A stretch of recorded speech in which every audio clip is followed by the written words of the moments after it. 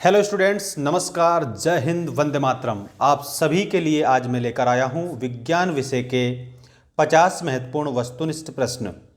इन 50 प्रश्नों को अगर आपने कर लिया तो ये मानकर चलिए, चाहे आप कक्षा 9वीं के स्टूडेंट हो या फिर आप किसी भी प्रकार की प्रतियोगी परीक्षा दे रहे हैं, उसमें ये प्रश्न 100% पूछे जाते हैं।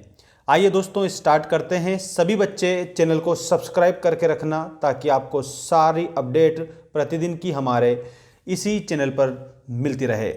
आइए स्टार्ट करते हैं पहले क्वेश्चन से। ये रहा आपका प्रश्न नंबर 1।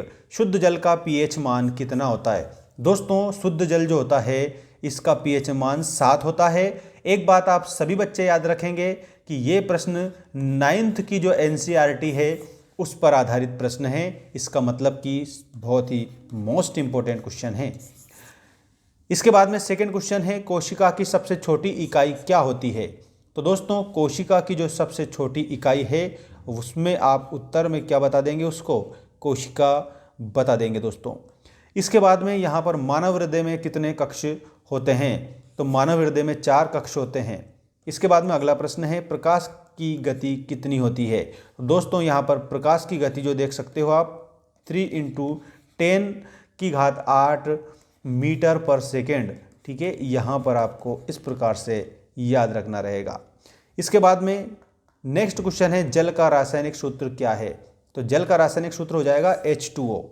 पादपों में भोजन का निर्माण कौन करता है? पादप का मतलब होता है दोस्तों पौधे। ठीक है, जो पौधे हैं उसमें भोजन का निर्माण पत्तियों के माध्यम से होता है, और वो भी किसकी उपस्थिति में? तो याद रखना, प्रकाश की उपस्थिति में। और जो सूर्य का जो प्रकाश है उसकी उपस्थिति में पौधे अपना भोजन बनाते हैं। ठीक है, याद रखना सभी। वायुमंडल में सबसे अधिक गैस कौन सी है? तो यहाँ पर हमारा जो वायुमंडल है इसमें नाइट्रोजन की मात्रा सबसे ज़्यादा पाई जाती है।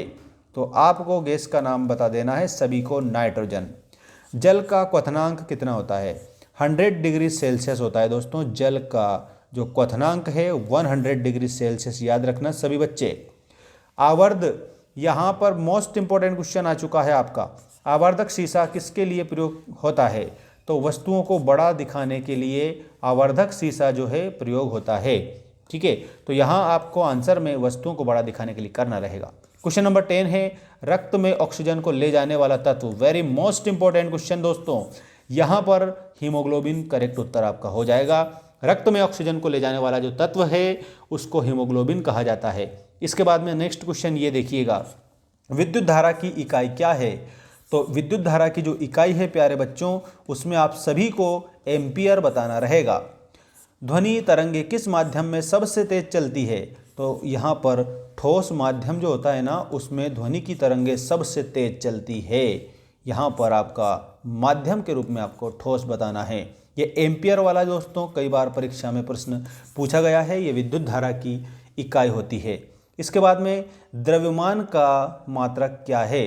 द्रव्यमान का मात्रक दोस्तों किलोग्राम होता है। तो सभी प्यारे साथियों को किलोग्राम याद रखना है।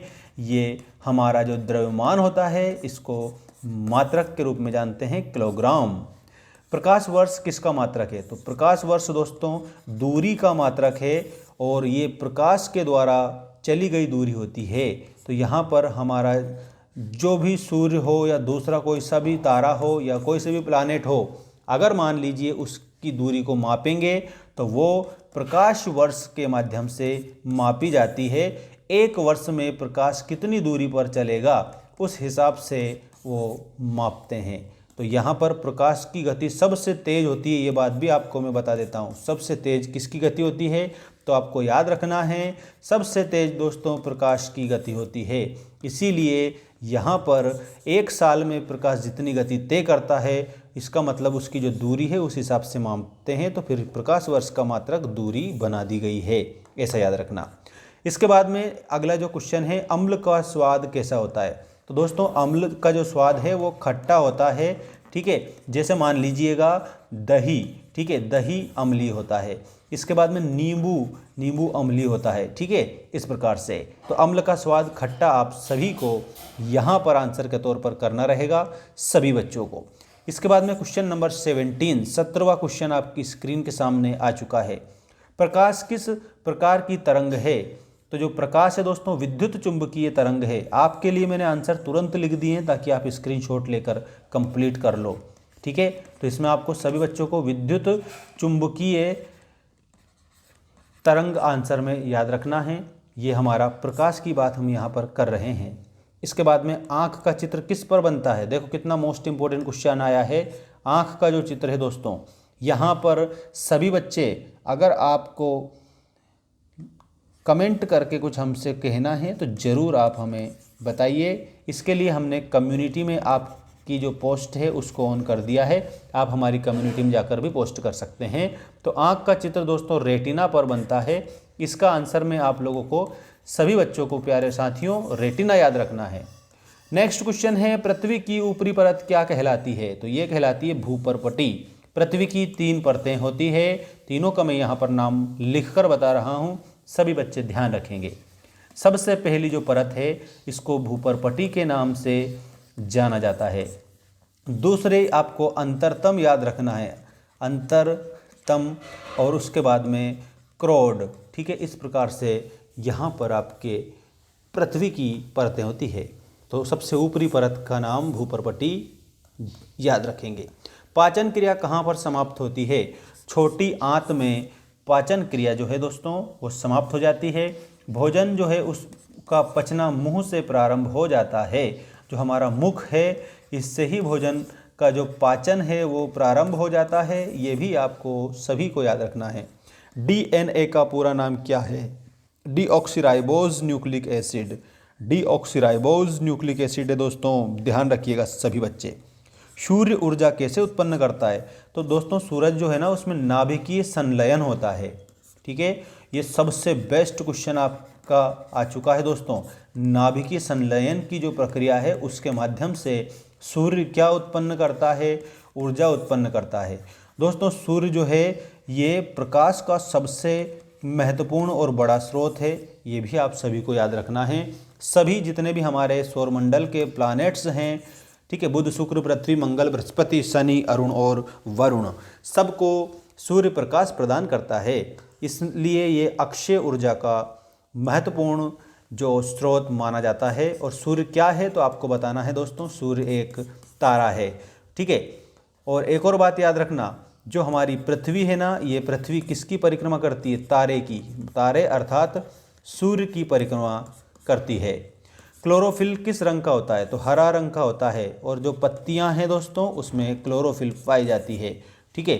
और पत्तियां पीली क्यों हो जाती है, क्योंकि क्लोरोफिल उसमें से नष्ट हो जाती है, ठीक। ऐसा भी आपको याद रखना है। तो क्लोरोफिल का कलर हरा बताना है। वैसे सूर्य से रिलेटेड बात मैंने आपको बता दी है कि ये तारा है, ठीक है दोस्तों। और ग्रह हमारी पृथ्वी है, ऐसा याद रखना। दंत मंजन में कौन सा अम्ल होता है, ये मोस्ट इंपॉर्टेंट है। फ्लोराइड इसमें अम्ल होता है। जो दंत मंजन है जिससे आप अपने दांत को मांजते हो हर सुबह उठकर, ठीक है, तो ये इसे दंत मंजन बोला जाता है जिसमें फ्लोराइड अम्ल होता है, ठीक। सभी को याद रखना है। इसके बाद में आ चुका है क्वेश्चन नंबर 25।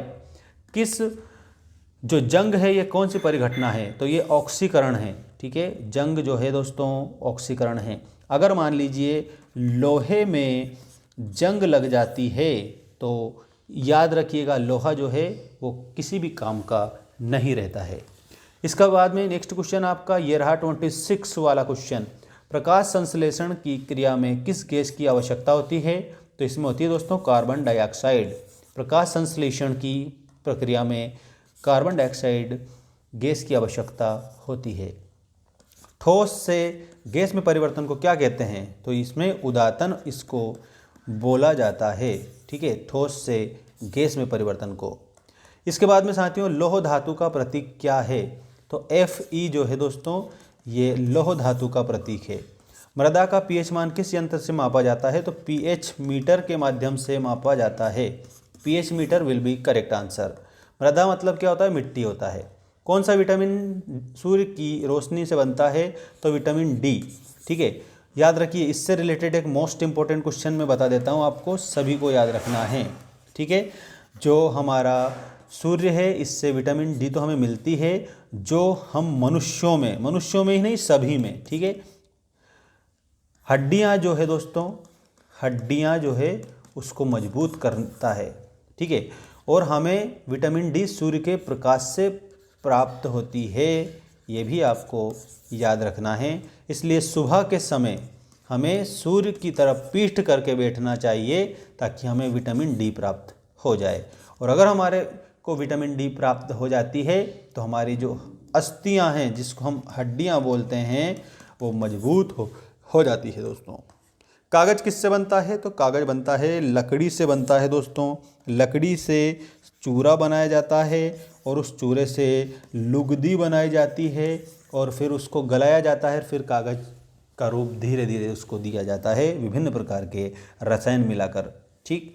अगला देखिएगा, प्लास्टर ऑफ पेरिस का रासायनिक नाम क्या है? ये सबसे ज़्यादा बार परीक्षा में पूछा गया प्रश्न है। कक्षा 9वीं में भी पूछा था इसको और प्रतियोगी परीक्षा में तो पूछा जाता है। प्लास्टर ऑफ पेरिस का रासायनिक नाम कैल्शियम सल्फेट हेमीहाइड्रेट है, ठीक। कैल्शियम सल्फेट हेमीहाइड्रेट, ठीक है। तो इसको प्लास्टर ऑफ पेरिस कहा जाता है, बुझा हुआ चूना, ठीक है। यहाँ पर आपको ये भी याद रखना रहेगा, ठीक। नेक्स्ट क्वेश्चन है, अब जल्दी से जल्दी सभी बच्चे चैनल को सब्सक्राइब कर लीजिएगा, लाइक ज़रूर कर दें जो भी हमारे साथ लाइव जुड़ते जा रहे हैं। कौन सी गैस गुब्बारों में भरी जाती है? तो दोस्तों गुब्बारों में जो गैस भरी जाती है उसका नाम है हीलियम, ठीक है। श्वसन क्रिया में कौन सी गैस ली जाती है? ऑक्सीजन। जब हम सांस लेते हैं तो ऑक्सीजन लेते हैं। गैस को द्रव्य में बदलने की जो प्रक्रिया है दोस्तों क्या कहलाती है? तो इसमें आपको द्रवीकरण बताना रहेगा। इसमें क्या होता है, जो गैस है दोस्तों वो द्रव्य में बदल जाती है, ये द्रव्य में बदल रही है तो द्रवीकरण है, ठीक है। और अगर मान लीजिए पानी है वो किस में बदल गया? भाप में बदल गया, तो फिर वो क्या होगा? वाष्पीकरण हो जाएगा, ठीक है। ऐसा आप याद रखना, मतलब वाष्प बन गया। फिर जल में नमक घोलने पर वह क्या बनता है? वो विलयन बनता है। मोस्ट इंपॉर्टेंट क्वेश्चन है ये। जल में अगर हम नमक को घोलेंगे तो वो क्या कहलाएगा? विलयन कहलाएगा। वेरी बेस्ट क्वेश्चन आपके लिए मैं लेकर आया हूँ दोस्तों। इसके बाद में यहाँ पर आपका अगला जो क्वेश्चन है 38 वाला जो क्वेश्चन आ चुका है आपकी स्क्रीन के सामने। अम्ल और क्षार के बीच प्रतिक्रिया को क्या कहते हैं? तो एक तो अम्ल है और एक है क्षार, दोनों के बीच प्रतिक्रिया होती है तो उदासीनीकरण होता है। इस अभिक्रिया को उदासीनीकरण बोला जाता है, ठीक है। ध्यान दीजिएगा सभी, because this is the very best questions for you guys. पौधे सूर्य के प्रकाश में क्या करते हैं? तो वो प्रकाश का संश्लेषण करते हैं और भोजन का निर्माण करते हैं। यहाँ पर मैं बता देता हूँ, भोजन निर्माण जो पौधे हैं वो किसकी सहायता से करते हैं? तो वो सूर्य के प्रकाश की सहायता से करते हैं। इसके बाद में आपका अगला क्वेश्चन ये रहा, रक्त का लाल रंग किसके कारण होता है? तो वो होता है हीमोग्लोबिन के कारण। तो इसमें आपको हीमोग्लोबिन बताना होगा सभी बच्चों को, ठीक है। तो रक्त का लाल रंग जो है हीमोग्लोबिन के कारण होता है, ऐसा भी आप सभी सीखेंगे। तराजू में भार किससे मापा जाता है? तो वो मापा जाता है न्यूटन के माध्यम से। ये बहुत ही बेस्ट क्वेश्चन है। तराजू में भार न्यूटन के माध्यम से। मानव शरीर में सबसे लंबी हड्डी फीमर की होती है, याद रखिएगा। फीमर की सबसे लंबी हड्डी होती है, ये जांग में होती है। इसके बाद में इलेक्ट्रॉन का ऋणात्मक आवेश कितना है? -1, ठीक है। -1 है इलेक्ट्रॉन का ऋणात्मक आवेश। बल का मात्रक न्यूटन है दोस्तों, ठीक है। बल जो है इसको मात्रक के तौर पर अगर देखा जाए तो न्यूटन में मापा जाता है। भूकंप मापन यंत्र कहलाता है सिस्मोग्राफ, ठीक है। ये सिस्मोग्राफ के माध्यम से भूकंप की तीव्रता को मापा जाता है दोस्तों, ठीक है। दूध में कौन सा कार्बोहाइड्रेट होता है? तो दूध में लैक्टोज होता है, ठीक है। दूध में लैक्टोज होता है। साथियों, प्यारे बच्चों, पृथ्वी का झुकाव कितने डिग्री है? ये मोस्ट इंपॉर्टेंट क्वेश्चन है आपका। तो ये 23.5 डिग्री, पृथ्वी का झुकाव जो है 23.5 डिग्री आपका आंसर हो जाएगा। इसके बाद में मनुष्य की सामान्य शरीर का जो तापमान है वो कितना होता है? तो 98.6 फ़ारेनहाइट, ठीक है। 98.6 डिग्री फ़ारेनहाइट मनुष्य का सामान्य जो शरीर होता है उसका तापमान होता है। और ये क्वेश्चन कई बार बन चुका है दोस्तों, बिल्कुल डेफिनेटली आप याद करके जाएंगे इसको। नेक्स्ट क्वेश्चन देख लीजिएगा सभी बच्चे, हाइड्रोजन गैस सबसे हल्की गैस क्यों है? तो इसका परमाणु भार सबसे कम है। हाइड्रोजन गैस का जो परमाणु भार होता है वो सबसे कम होता है, इसलिए कैसी गैस है? तो ये हल्की गैस हो जाएगी आपकी। कौन सा अंग रक्त को पंप करता है? तो हृदय, जो हमारा हृदय है वो रक्त को पंप करने का कार्य करता है दोस्तों। और आज मैंने जो विज्ञान के आपको क्वेश्चन बताए हैं ये सभी प्रतियोगी परीक्षाओं के लिए रामबाण साबित होने वाले हैं दोस्तों। और आप सभी जितने भी स्टूडेंट हमारे साथ में जुड़े हुए हैं सभी को एक काम करना है कि हमारा जो मेंस एजुकेशन यूट्यूब चैनल है इसको सब्सक्राइब भी करेंगे। आज हमने एनसीईआरटी आधारित आपको एमसीक्यू क्वेश्चन बताए हैं। आने वाले जितने भी क्वेश्चंस की टेस्ट सीरीज़ जो है हमारे मेंस एजुकेशन ऐप पर आपको देखने को मिल जाएगी। इसमें हम सभी प्रकार के क्वेश्चनों को शामिल करेंगे जो आपके लिए लाभदायक साबित होंगे। तो मिलते हैं नेक्स्ट वीडियो में, तब तक के लिए बने रहिए हमारे साथ। धन्यवाद। जय हिंद, वंदे मातरम।